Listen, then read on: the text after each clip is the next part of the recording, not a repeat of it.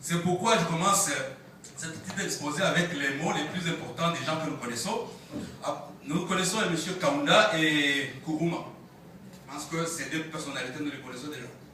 Quand j'ai fait mes études de sciences de communication, j'ai écrit sur eux parce qu'ils ont dit, connaissant comment nous avons gagné les indépendances à cause de la presse, il faut la contrôler et la maîtriser. Voilà ce que nous faisons depuis lors en Afrique. Voilà ce que font les Européens pour l'Afrique.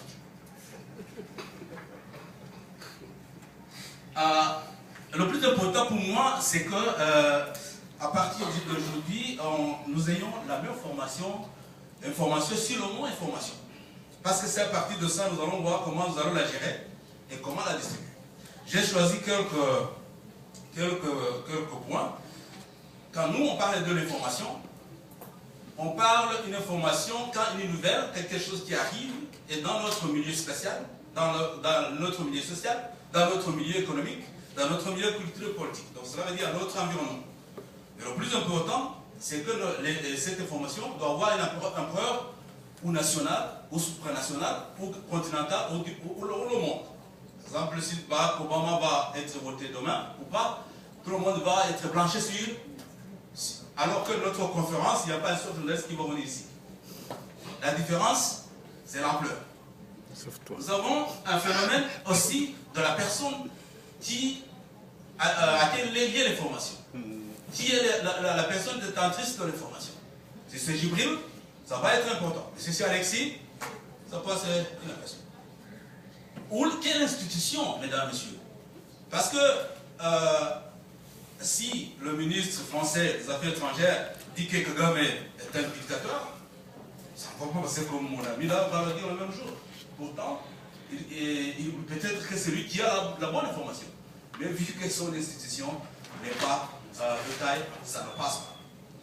Je le dis aussi, l'influence parce que nous allons voir tout ce que nous faisons comme activité, à quel niveau ça remplit ces critères-là dont je vous parle. S'il vous plaît, notez-les. Sinon, dans la conception de notre politique, nous allons aller tout droit à ces critères. Sinon, nous sommes en train de bavarder comme dans le temps, on disait les enfants qui s'aiment. Le rang social de la personne qui parle. Nous avons créé des rangs sociaux qui correspondent à la couverture de l'information. Et puis le plus important, les Occidentaux, ils ont déjà découvert que le monde fonctionne en fonction des dangers. Si Al-Qaïda est très importante, c'est parce qu'il est dangereux. Notre information, ou nous, en tant que détenteurs de l'information, ou alors nous sommes dangereux, ou nous sommes utiles, sinon notre information est inutile. Je le dis dans notre domaine de journalisme. Il faut le degré de diffusion et l'intérêt public. Quel est le public qui est consommateur de cette information dont nous voulons diffuser? Si on est en Afrique, quel est le public consommateur? Si on est en Europe, quel est le public consommateur? Et puis, le dernier, c'est le rapport de force. Parce qu'il y a des conflits dans la gestion des partis politiques, les opposants, etc. On doit mesurer le rapport de force. Et puis le fait même que le fait est un fait. C'est ça que l'Afrique peut vendre en Europe quand nous avons des guerres. Ça, c'est comme un César. Mais le jour où mon ami Jibril va descendre avec ses limousines pour les vendre au Nigeria, ça ne va pas être vite. Nous devons arriver à un certain moment où nous devons gérer les informations.